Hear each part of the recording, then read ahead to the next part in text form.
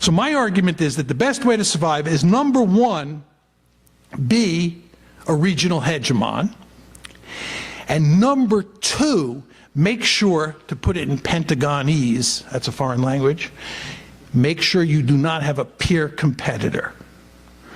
What does that mean? Make sure that there's no other state in the international system that is a regional hegemon. Now you're probably saying to yourself, why does it matter to the United States if China's a regional hegemon or Germany is a regional hegemon? It all revolves around the concept of freedom to roam. Now you're saying to yourself, what is he talking about, freedom to roam? Have you ever wondered why the United States is wandering all over God's little green acre, sticking its nose in everybody's business?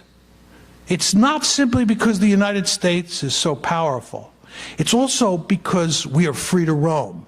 And we are free to roam because we have no security threats in our own backyard.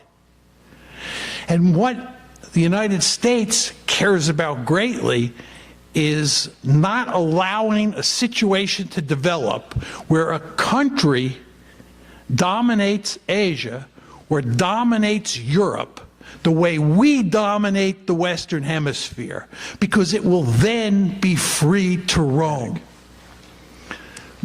Hi there, my name is Jeff Collins. I'm a PhD student at Carleton U, and my question has to do less about China, more effect on the U.S. as a regional hegemon. Yes. And again, to take that long-term 50-year view, Western Hemisphere, Americas, I was wondering if you can comment on Brazil and its rise as an economic and military power in the South. And potentially, is there any tensions you see in view of your theory down the road in relations between the U.S. and Brazil? Thanks. Yeah, good question. I mean, I think there's only one country in this hemisphere that has the potential, I underline the word potential, to become a great power, and that's Brazil. Has a very large population. If it ever got its economy together and really began to grow and looked something like the United States of America, then we would have to think long and hard about how to deal with Brazil. You understand, it is not in America's interest to see a strong and powerful Brazil in this hemisphere. Hardly any Americans will ever say that publicly. It is like Canada. If all of a sudden you had a huge population explosion and you're already rich, right, and you began to look like you were as powerful or more powerful than the United States, we would not be happy. Would not be happy.